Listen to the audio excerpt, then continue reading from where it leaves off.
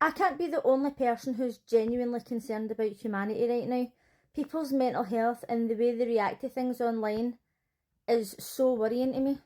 This girl pops up in my For You page every now and then, and the other day she made a video about cutting her hair.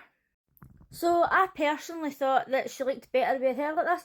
I went into the comments to see what people were saying, and I was shocked to see these comments. People were like, oh, I need to see Sam's reaction. What did Sam say? Did you tell Sam you were going to do this? Sam being her boyfriend. Like, who the fuck needs permission from their boyfriend to cut their hair, first of all, right? But there was people in the comments actually freaking out. I can't believe you did this. Somebody asked if they were selling their hair, right? I don't know if they meant to them personally or just to like make a wig or something.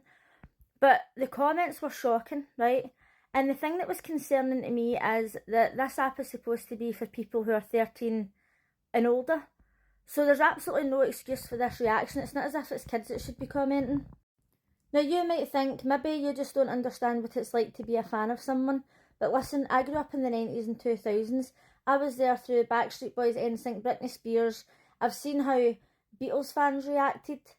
Okay, people say, oh, there's no fans like Taylor Swift fans, but all they have to do is download an album and listen to it. They can see it online anytime. Back in the day, you had to queue outside for hours for records and go and buy magazines if you wanted to find out any information because we didn't have the internet. So I'm a 40-year-old who still cries over the Backstreet Boys when I go and see them at concert. So I understand what it's like to be a fan. However, this is absolutely insane. It reminded me of the time Justin Bieber got his haircut. And once again, I thought Justin Bieber looked better once he got his haircut and spiked it up. People called the police. People called the police as well, threatening to end their life because he'd cut his hair. That is not right. That, like, you need to get psychiatrically evaluated. There's something wrong. So she ended up making an apology video with her boyfriend because this was actually a prank. And the apology video itself was just a bit of fun.